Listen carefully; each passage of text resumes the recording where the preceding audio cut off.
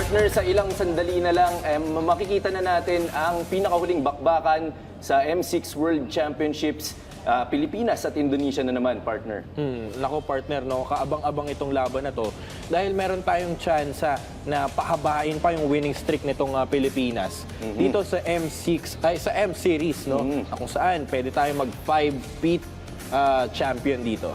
At marami nga nagsasabi, partner, no, na it's Malaysia's time to shine dahil nasa kanila ang momentum sa pagkakapanalo nila ng Mid-Season Cup. Nasa kanila ang hometown advantage. Pero tandaan natin, sa totoong buhay, minsan yung mga underdog at mga fan favorites hindi na nanalo. Minsan yung mga higante pa rin. At ito ang resulta sa tuktok ng M6, Pilipinas at Indonesia pa rin. Kaya nakahanda na ang entablado para sa Grand Finals ng M6 World Championships sa Kuala Lumpur, Malaysia. Magbabakbakan ng pambato ng Pilipinas na Fanatic Onyx Philippines at Team Liquid Indonesia para sa titulo ng pinaka-ingranding kompetisyon sa larangan ng professional MLBB.